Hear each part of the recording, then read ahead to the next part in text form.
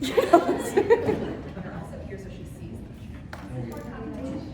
It's the same chair. There's a chair in here. I love it. Sorry. No, please, take your time. We have time. Hi, everybody. Listening skills. Sorry? It's part of the session about listening skills. Actually, no. But, so, yeah, thank you so much for signing up for this. I'm really excited. So I'll give you a little just bio. So I'm a storyteller, so throughout our session, I will be telling stories and it'll make more sense if you know kind of my background.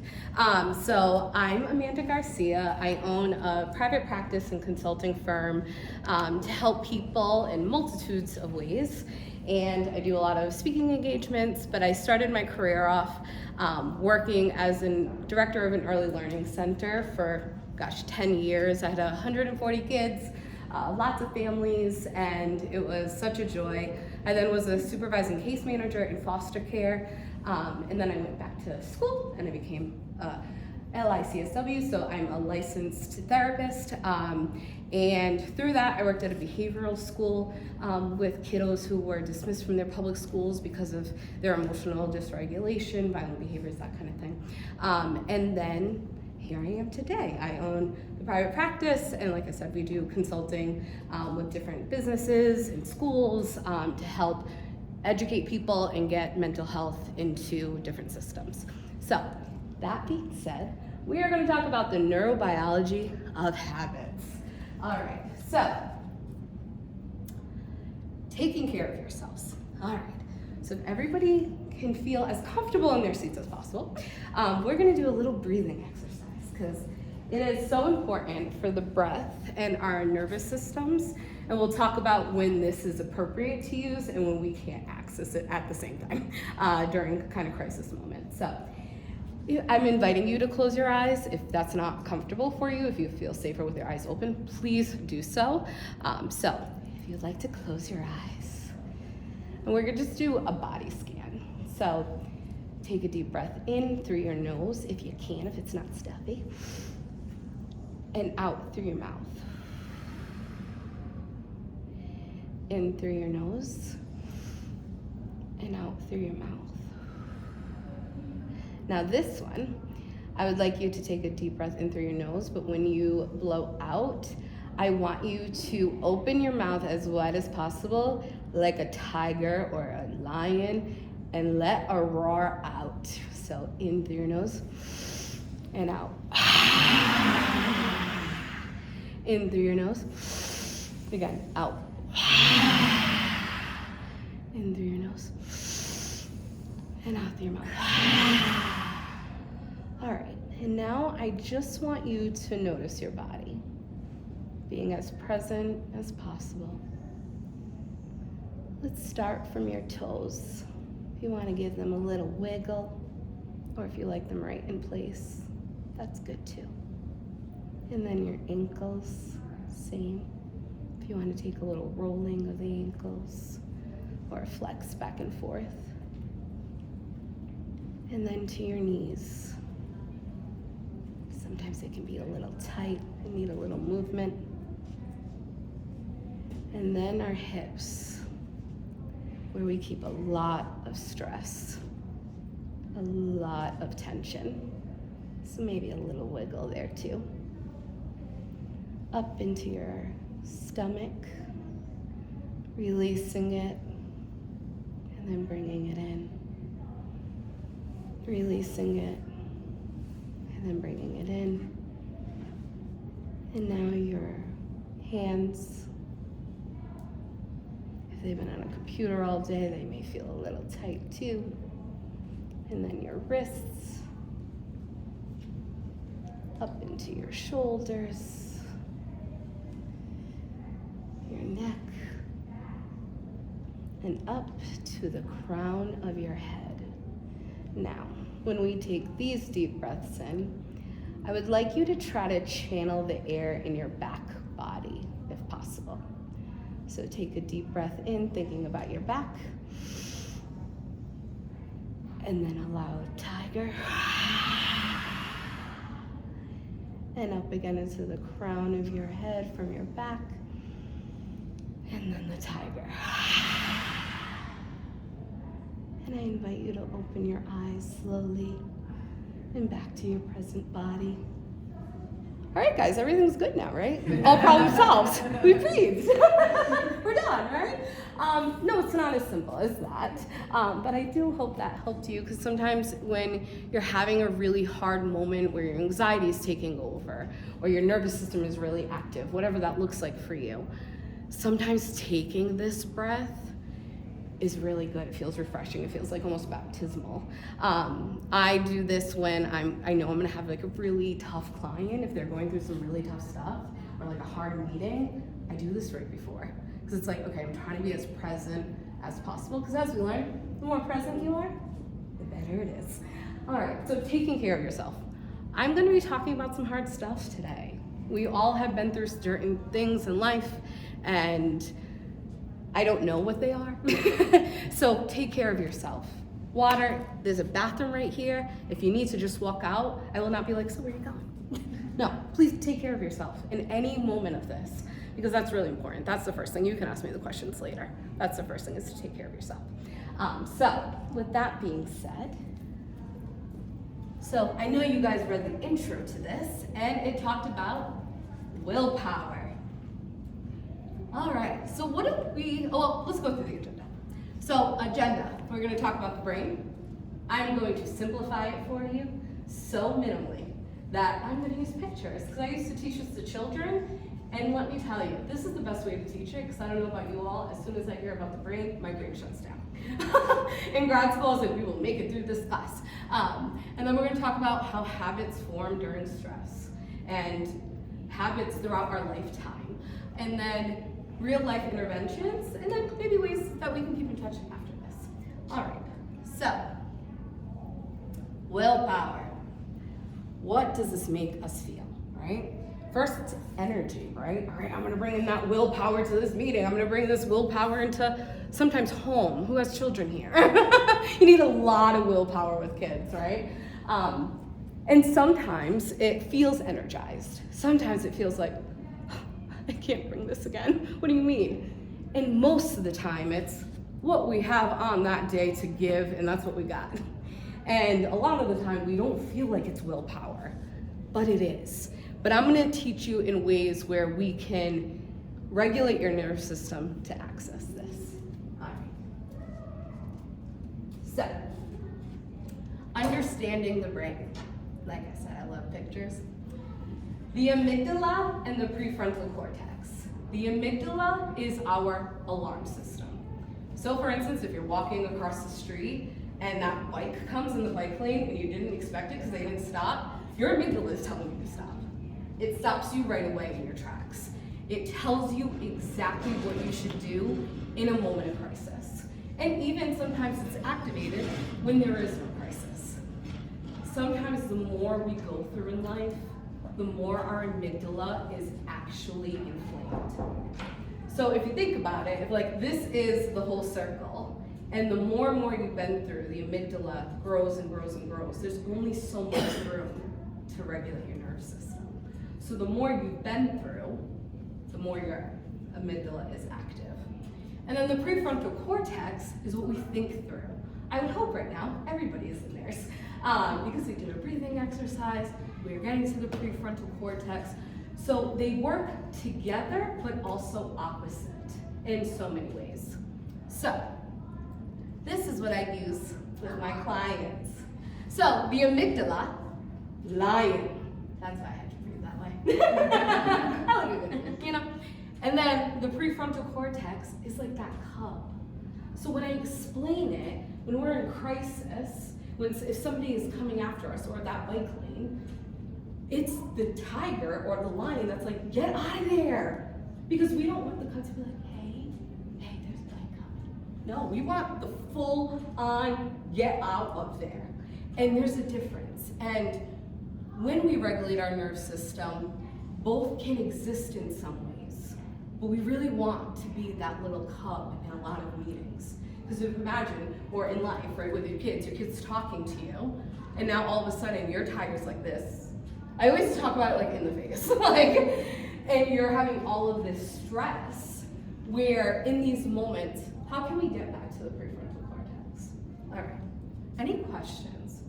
Also, if you have questions, please just raise your hand. We have some time. And also, sometimes people feel anxious about asking questions. There's some cards there, I can just read. I won't look. I have one question. Yeah. You said that breathing can help you get into the prefrontal cortex. Yeah, so reading. Breathing? Oh, Breathing. yes, because it regulates your nervous system. It brings you in the present moment. So the more in the present moment, we'll get to it. I have the picture, it's good. But it also works with the hippocampus, our memory. Our memories start from the day we are born. Do we remember half of them? No. They're in the subconscious, especially if you've been through some trauma. How many people have been through trauma and they can't recall the details? It's so often in domestic violence, sexual abuse, they can't remember the actual details because the brain blocked it to not remember. Because imagine every single day you wake up and you're like thinking about the worst day of your life. We want to get out of bed. None of us. Just the state of the world. Right? Sometimes that locks us in. So, in the hippocampus, it doesn't have time. It doesn't know how old you are. It doesn't have any of that. Just your experiences. So your experiences through life is, I'm just gonna move this real quick. Okay, there you go. Our experiences are the only thing. So for instance, I am doing this here with you all today. My anxiety for this was as if I was a 12-year-old. I had no idea what this meant right before, because my brain doesn't know. It doesn't know what is happening in a crisis moment. When you're prefrontal cortex, you can access it. The cub. The cub can access it. Like, here we are. That's me. But the lion, forget about it. It doesn't know how old you are. It doesn't know anything but what you've been through. And it happens like this. How many times are you out in society and you smell something and you're like, and it brought back a memory you haven't even thought about for years. That's this stuff. So with the brain, with the no awareness, with only your experiences, when we're in crisis, how many people in crisis felt like they were a little kid? Or they, you've been doing life without your mom, but that's when you want your mom. Or your dad, or whoever that special person is in your life. That's because of this. All right, so.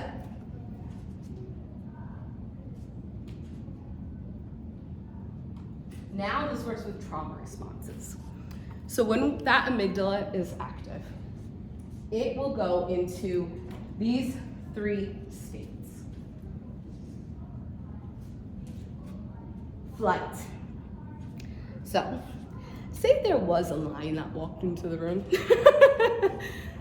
We would get the hell out of here, right? Our bodies would automatically, without thought, get up and go. Or if you've ever been like in an argument with somebody and you just want to get out of the situation and what that looks like, that is the flight. Usually it goes into one of the other. Fight. How many people have been into an argument with their partners? It should be everybody, because that's actually kind of healthy. If you have no fights, I wonder. Right? So that fight, that I'm going to stay here until I am proving my point. I am not leaving here, because if I leave here, it is not good. I'm a couples therapist, and one of my biggest things that I tell couples is go to bed angry. Go to bed angry. If it is a fight right before bed, nobody is solving anything. Why? You're fighting with your lion. The lion is in the room, and both of your lions are in the room. So, oh, I shouldn't touch it. Both your lions are there, right? So, or in a conference room when it gets really heated and everybody has all these different ideas. Sometimes, during some of my meetings when I worked at the behavioral school, when it got heated, because we did have different views in how these kids live their lives, and there's different races and backgrounds and ethnicities, and everyone's coming from a different lens. We would stop and do a breathing exercise. Because I'm like, we're not gonna get anywhere. We're just, now I like to call it strong and wrong. You know, everybody's been there. When you're in an argument with somebody and you're like, okay, I lost. They're right. But we still just want to be strong and wrong, just to prove the point, to get it across. That's our tigers, that's our lions, right? And then we bring up our freeze. Sometimes we're just frozen. How many times you look at your partner and you're like, just say something, anything. You have nothing to say in this moment? They don't. Why? There are lions there, there are cubs not there. I describe it to my clients as like, if you're in the room, you want to be able to like, your cub should be like your social emotional helper, like kind of like a service dog, right? Where you're like just kind of sitting and petting it, and it will get big if it needs to, but the regulation should be here. It should be smooth, especially when we're trying to create and brainstorm, because that's where that lives.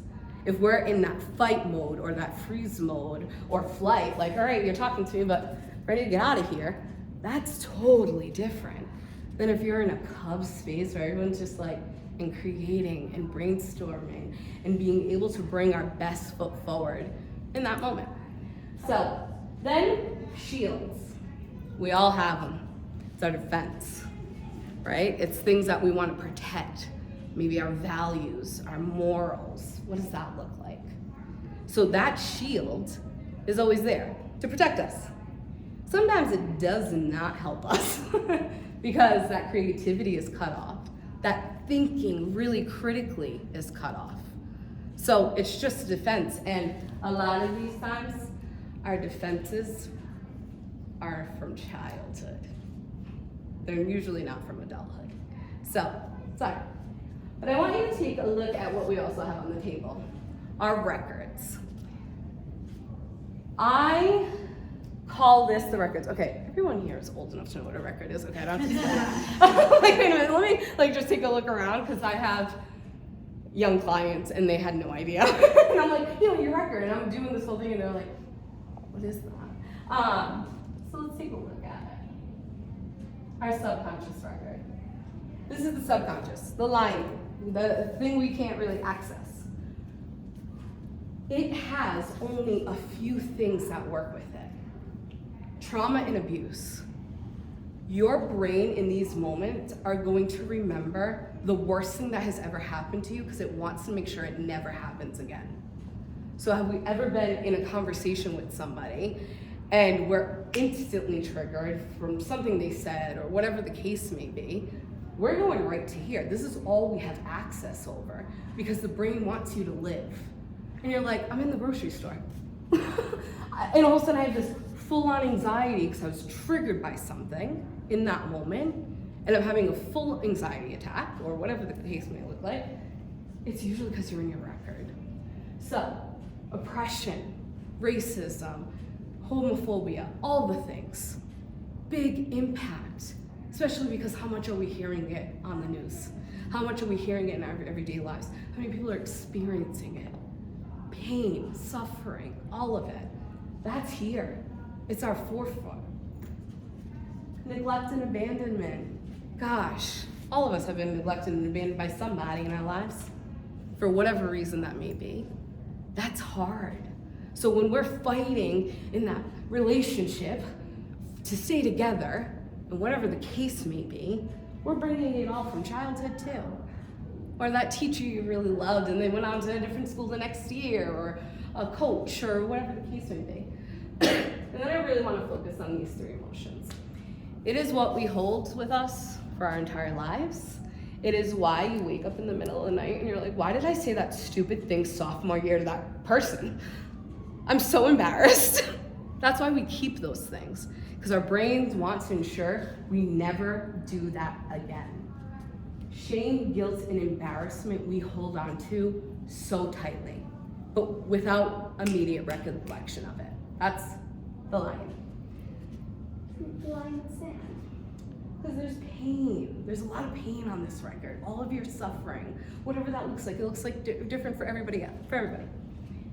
And this is the really hard part because we don't really know what's on there. Unless you do something, so we'll talk about. All right, any questions? It's a lot of information, yeah.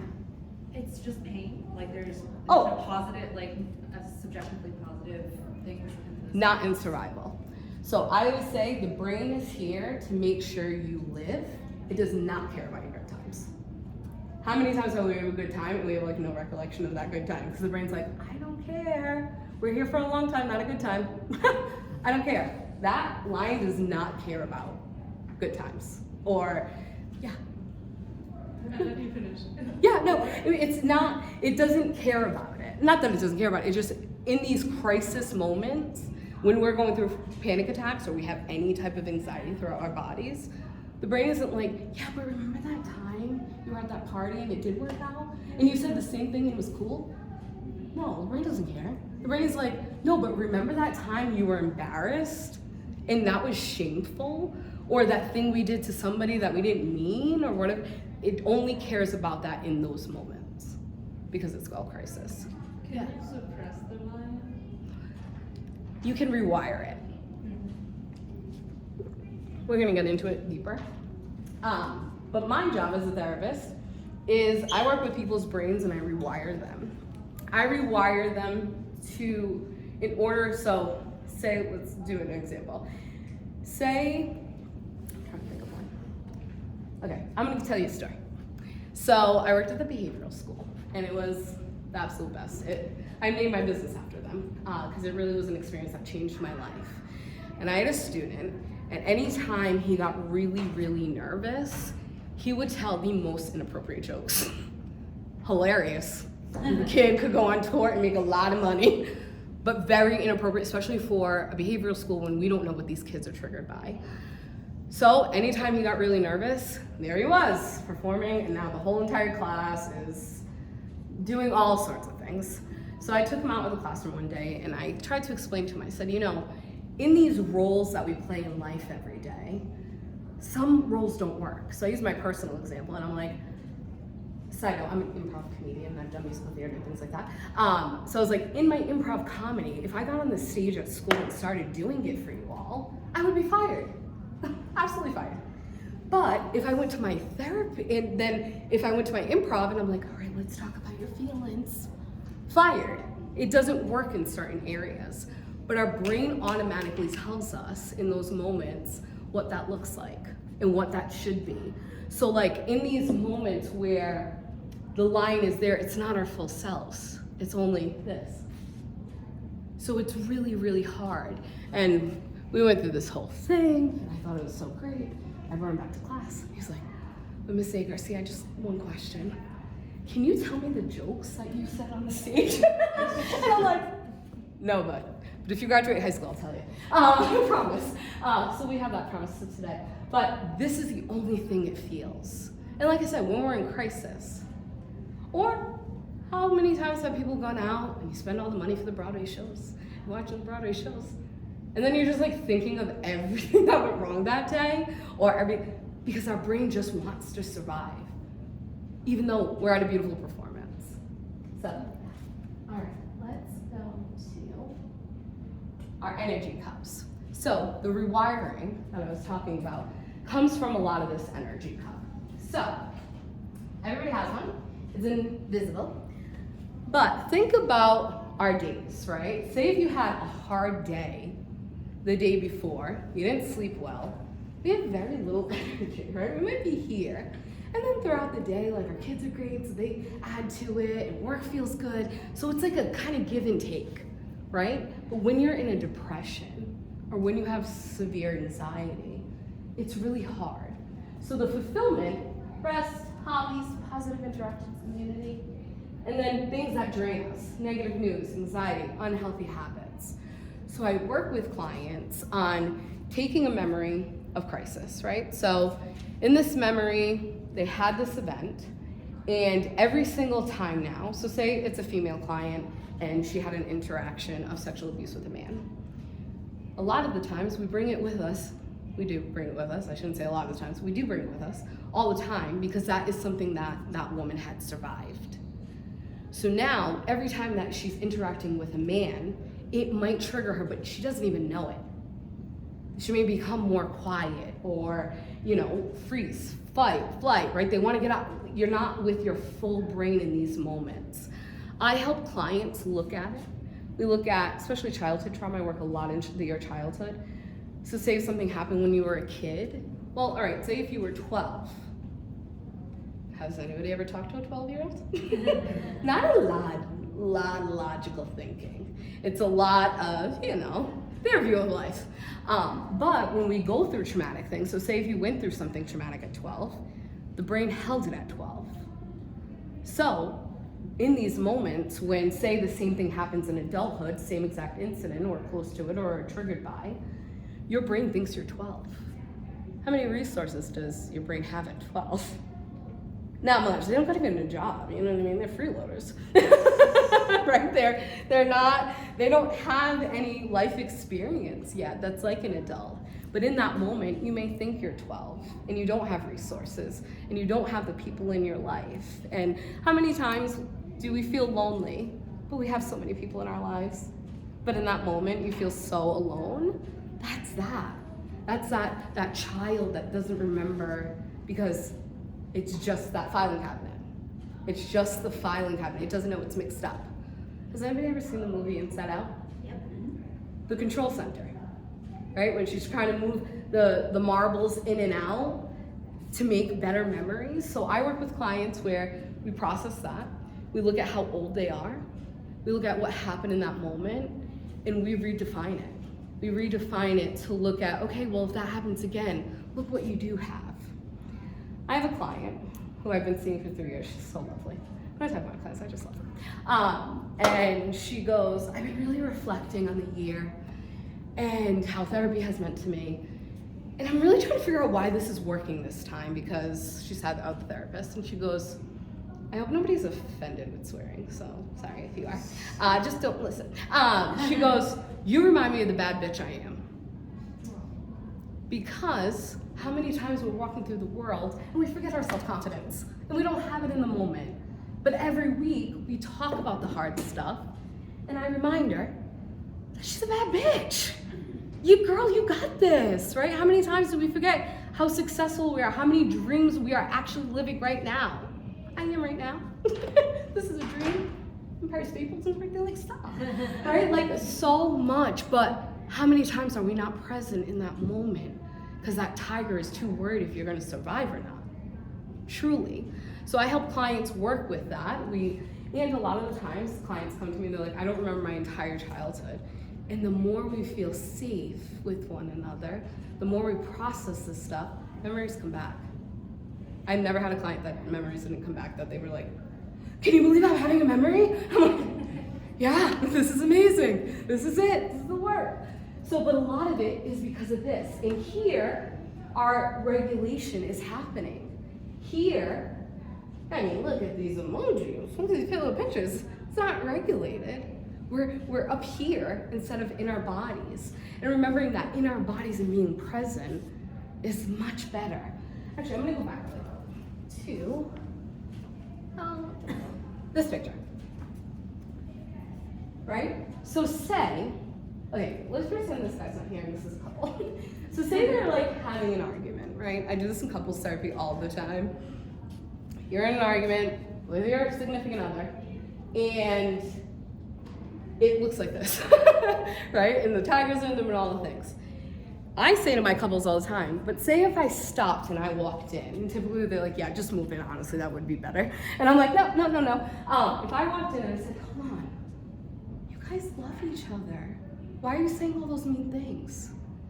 You guys are building something together. You both have, right? And then I go through the bad bitch version, right? Like, both of you bad bitches. What is the good stuff? If I stopped you right there, then this argument becomes the problem against you guys, both of you, not against each other, because how many times is it that we're all looking at different perspectives and we're not in the moment of this? So in these moments, I'm like, if we just took the tigers and lions out, and we just looked at the couple and what we actually have, but this is when the most strong and wrong statements come out. What does that look like? That's why I say, go to bed angry, because you need a night's rest, you're tired, you're exhausted, you've fought it out. There's nothing that's gonna come of it unless you're like, let's hold each other's hands and do a breathing exercise right now, love. No, that doesn't happen. Okay. Any questions? Wait, is that true to go to bed angry? It's not, right? I always say go to bed angry. Because we're having an argument right now, right? And I'm exhausted. You think anything is gonna be solved? Not one thing. Not one thing is gonna be solved. It's just gonna be anger and anger, and people are just gonna keep saying the things, right? That'll poke your partner. It's hard. It's really, really hard. And in these moments when you're angry, nothing is solved. So one of the biggest interventions in couples therapy that I give, let me just check time real quick. How much time again? Okay.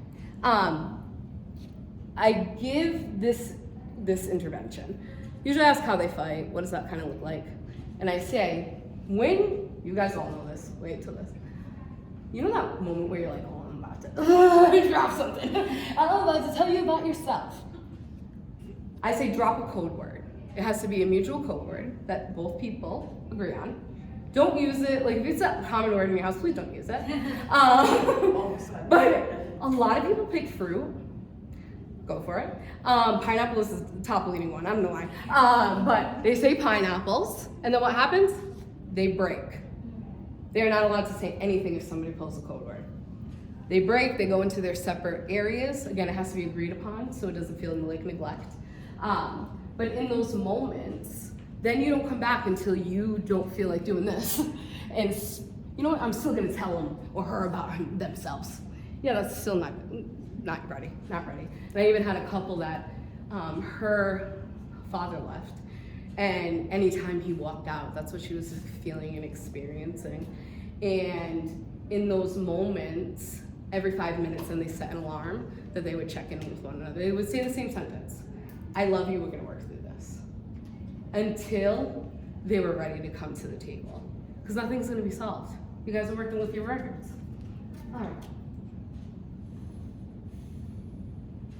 All right, habits. So, most habits are actually formed during childhood. Why? How many people overeat? How many people, right? Like bed rot. Think about those things. They all stem from childhood, right? Because why we have these habits is because they survived and they worked. You survived. Congratulations, guys, you've made it through every single day of your lives. You're still here.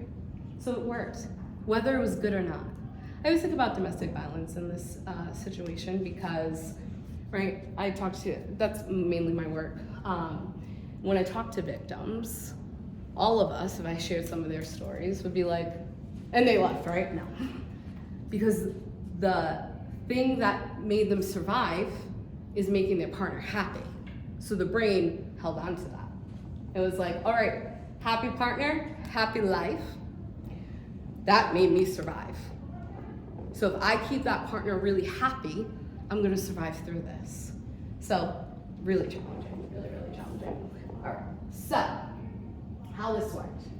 So, when we form habits, it's all because of some of this stuff. There's more, but childhood, overeating and things like that. When we feel like we're gonna cry, we feel it right here. If you don't feel it, next time you feel it and you wanna cry, try to feel where it is on your body, because a lot of adults don't feel. We are numb. We are like here most of the time. So if you actually feel it, it feels like it's here. Well, guess what else is here? Your throat, your esophagus, where the food goes down. So instead of feeling this pain, we feel bloated. Because now we overeat, but we changed it. So now we don't have to live in the sadness of it all.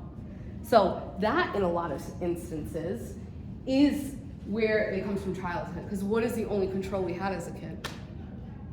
Our rooms, our beds, eating, and other things. They told you where to go to school, how to get there, when to go to bed, all the other things. We had no control. Control is such a big part of it. And again, in these crisis moments, we feel like we're out of control. And a lot of times, we are. All right. Examples. This is a leading one. Negative self-talk.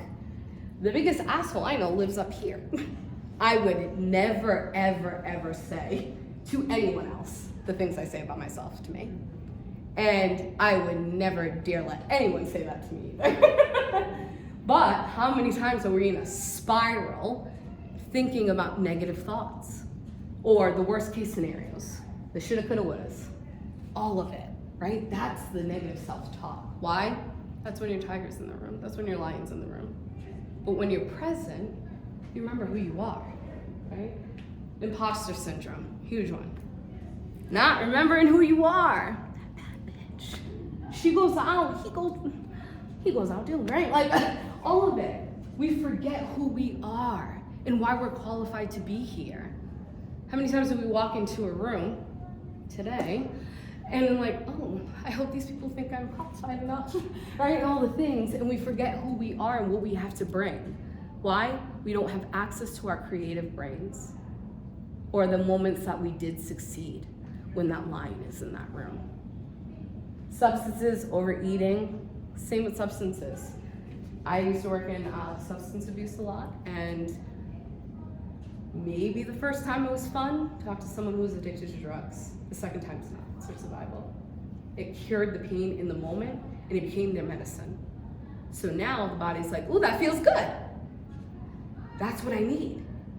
And then it continues, right? And it then becomes a disease. And now that's a habit they can't break because their brain isn't rewired. They still think that they're that little kid or whatever happened in the worst day of their lives. So that's really hard. Social media. Social media, we are addicted to it. We love our phones. It's here, it's always there, right? Immediately. Social media used to be a little more fun, yeah? And now it's like, oh, no, 15 minutes, okay, perfect. All right, right? Genocide, a cute dog, all the things, right? Our brains don't know how to regulate that at all, So we are being triggered by so many things all the time. And after a social media doom scroll, your lion has never been bigger. And it is hard to come down from it. Really hard. Social media is one of the things. Strong and wrong, we already know about that. All right, so how? We gotta go to the next things fast. Interventions. Give yourself grace. I'm gonna use an overeating example. When you overeat, what ends up happening? You feel bloated, you don't feel good, and then you go on this internal spiral that's like you just murdered somebody. And half the time I'm like, girl, you just ate a piece of pizza. Or a few. The whole box, whatever. It doesn't matter. But it's what happens afterwards. Shame, guilt, and embarrassment. The things you hold on to the longest. And half the time I'm like, if I said to you, I had such a tough day, and I boxed an entire Joe's Pizza, they're big, so I wouldn't do that, but you would be like, okay, girl, and? But we take this on as like literally crimes. It makes no sense. So giving yourself that grace. It's okay, I ate that pizza. It was a really tough day, even if it wasn't. All right, I yelled at that person. There can be a conversation after. It's okay. And that's being present. Because remember, when we're in crisis, when our lions are there, we don't remember who we are in that moment. So, huge one. I have a question. Yeah. Is there sort of like a limit to that? Like, what if I just keep giving myself grace every day and I'm like, oh my God, you bring up, okay, so my client said to me one time, great point. My client said to me one time, you know why I think sometimes this doesn't work? And I'm like, tell me please, let's do it. She's like, you're too nice to me. I said, so, you come in and you had a hard week and you already beat yourself up, sort of. Definitely. Like, you guys have already done it. And what I'm supposed to do is be like, all right, so listen, while you're down there, and lecture you, absolutely not. Because what happens when you give yourself grace? then the next time you're having a really hard time and you pick up that phone to DoorDash, you may wait a minute. Because you've been so gentle on yourself, your nervous system is regulated. It's when our nervous system isn't regulated that we're like, DoorDash is already bringing the pizza. I don't remember doing that whole transaction, but they make it so easy. Single family stuff, and all the things, right? Structure and routine. The more structure and routine we have, structure and routine with gentleness, because that means it can be moved if we need it, if we need to take care of our basic needs, right? Basic needs being eating, sleeping, exercise, all those things. How many times have we felt like we're on a verge of an anxiety attack and then we eat and we're like, oh, it was hunger. Oh, that's different, but always the same. That's always it. So eventually, when you're so gentle on yourself, you move through it easier in some ways. We will still lecture each other and ourselves. I lectured myself as I was setting this up. Like, how can you forget this thing? Okay, how can we, and it's like, okay, do a deep breath in that moment. All right, observer versus the participant. When we start being gentle on ourselves and we're more present in the room, it's easier to become the observer. Meaning, if you and your partner, whomever, you're in an argument with, you can regulate your nervous system over time. This is practice. This is practice so much. You can look at family, we all just came from the holidays. How many times do we just want to dissociate in a corner? We love them, but, right, all the things. And we become participants. And all of a sudden, we're in here with our cousins, and it's like, I haven't seen you since last Christmas. What are we doing? Right? We can become the observer more, where we can make those decisions and say, and talk when it's needed. Instead of being in this big argument. And you're like, okay, see you next Christmas. Right? Community, big one.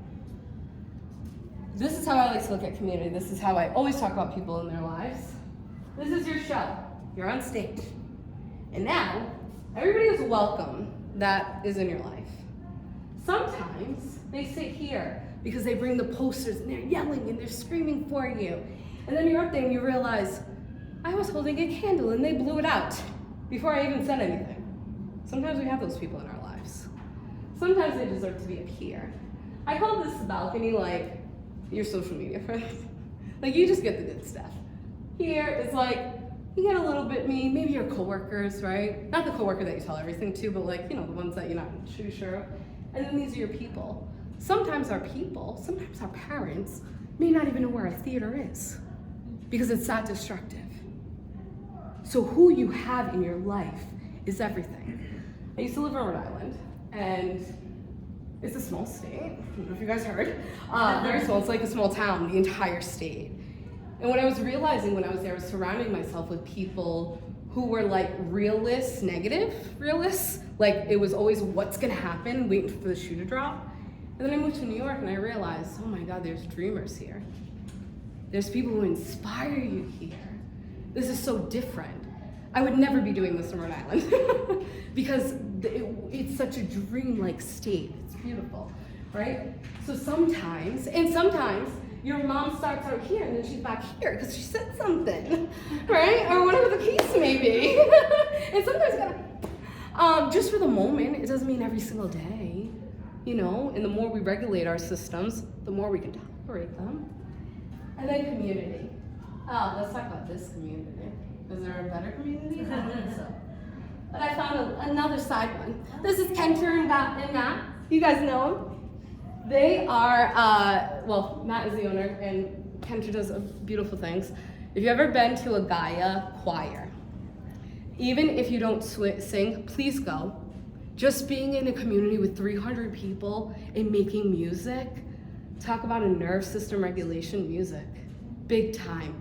Big time, big time. How many times are we in about when we put on our favorite song? We're like, I was like telling a couple people before, Man I Need. Oh, they're doing Man I Need at the end of the month.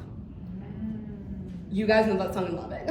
I was just telling people, I'm like, I'm all for women empowerment. It's my favorite thing. As soon as I hear that song, I'm like, where is he? Where is he? All of it, right? Very incredible. I cannot say it enough. It's like a meditation, truly, truly. So I want to say, who's there? Okay, brag book. So this is a piece of my brag book. Remember who you are? This is it.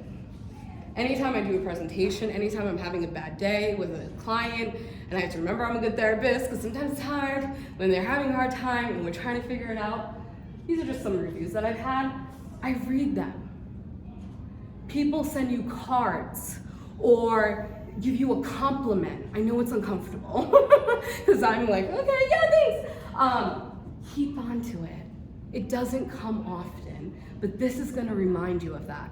In my brag book, I have it's taken on a life of its own. It started when I had some imposter syndrome in grad school, and I had to remember who I was and why I was there and how I was so qualified. So 5 minutes, try to keep it tight. So we have Awesome. 5 minutes and videos. So if you guys have questions after, please write it on these pink cards, and I will answer them on Instagram. I will not use, if you leave your name and things like that, or if you leave like identifying information, I'll take it out. So if you want to check out my Instagram later. So this is my joy calendar. So remember I told you the brain doesn't care about your good times? I do, because why? It offsets what is hard, right? And really hard. So I don't write deadlines on this. I don't write things that bring me anxiety. I just write joy and I schedule it. Because how many times do we go through our weeks and we're like, oh, I'm joy this week, right? Put a little money to it, because then it makes you go, right? You're like, I spent that money, I should go. And I just put joy. I opened up another part of my business week, so I usually would have every day filled out. But I put little things every single day. Most of this says coffee. But every single day I put something joyful, and I literally put this on my desk at work, because when I'm having a really hard time, I'm like, but Tuesday I get to see Oprah. Right? And it reminds us that there's some good, and there was some good, because your brain doesn't care about it. We have to remind ourselves. Every Thursday is joy, beyond joy here. That's all this is, right? And we have to remind ourselves of it, because it's not natural to do so. Therapy. Get a therapist. It may be hard to find. I've been through several. I may be a little picky. But they can help you navigate this. They can remind you of the bad bitch you are. It's your partner. It can be a team member. I always say this because that's where we learn some of what our childhood stuff is, because it's very hard to do it ourselves. I went to grad school to get the cheat codes on this stuff. Didn't learn it. I had to do my own work. I had to sit with the therapist and navigate some of this hard stuff. Because what happens is I sit with clients and we begin the self-love. We forgive ourselves for that thing that happened. Because half of the time what we feel guilty of, it happened to us. Out of our control. Absolutely out of our control. So, and therapy consulting, right? Maybe you have a problem that you want to look into your inner child and you just want a few sessions where we can really look at that. That's what I do for people as well. Or, a team that there's so many barriers because everybody's lions are in the room. What does that look like? Let's look at the lions. Let's meet individually. That kind of thing, because we all deserve it. We deserve someone to remind us who we are, because we forget. So I want you to think of, I'm going to give you this last intervention, and then we can wrap up. I want you to think about a time in your life before the world told you who to be, and nobody could tell you you couldn't. That person, whatever age that is, doesn't matter. I'll give you a personal example. So as a kid, I was gonna be a Broadway dancer. Nobody could tell me otherwise. At 16 years old, that's why I fell in love with New York. I used to travel from Rhode Island here for dance competitions. And I loved it, and the energy, I don't know what to describe the energy, you're here. And everything. So anytime, and I've said it so much this week, that I have felt like the world is caving in, and it feels like I can't breathe, and the imposter syndrome is right there, I say, but you're an Ankara dance studio dancer. So let's get it together. Right? We got this. And it just puts me in a different stance. And even though when I was a dancer, I was 16 years old, 17, I remember that I'm not that girl. I'm the 37-year-old woman who started her own business, who moved to New York not knowing one soul a couple years ago. That's who I am. It's not this insecure little girl that's like, I hope in the middle of it, Charlie's not like, hey, so get out of here. Right?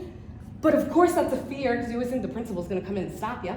You're like waking up in the middle of the night and you're like, oh my God, did I miss the bus? When's the last time we took the bus? Not New York City bus, but school bus, right? It's really hard. So to give yourself care and joy and presence and pleasure, do it. Life is too hard. If it's hard, schedule it. I schedule rest now. So I'm really bad at that. I always have energy, it's weird. Right, I'm always on, always, right? I have to schedule my rest because it's so important. So be kind, gentle to yourselves, gentle to the people around you, because we never know what we're going through, especially nowadays. Everyone suffers. I had a grad school teacher start his session, first class. So come in here, take off your capes, everybody suffers, and you can't fix anybody. And I was like, I just paid you a lot of money to learn how to do that. And he was right. We all suffer. It's the only thing that's guaranteed other than taxes and death, right? So it's hard. So if anything you learned today, please take gentleness with you. It's okay to be too gentle, because we are not even gentle at all, usually to ourselves. We are way more gentle to others. I always say, if you're fighting and battling something within yourself, turn it around and say, if your friend said it to you, what you would say to them. Because that is a lot kinder. Respectfully. And I am done. I am done. Thank you so much. Like I said, if you have questions, the cards, or I'm here, so please ask. But thank you guys so much. I hope you learned something and enjoyed something. And go out and get that joy. Thanks so much.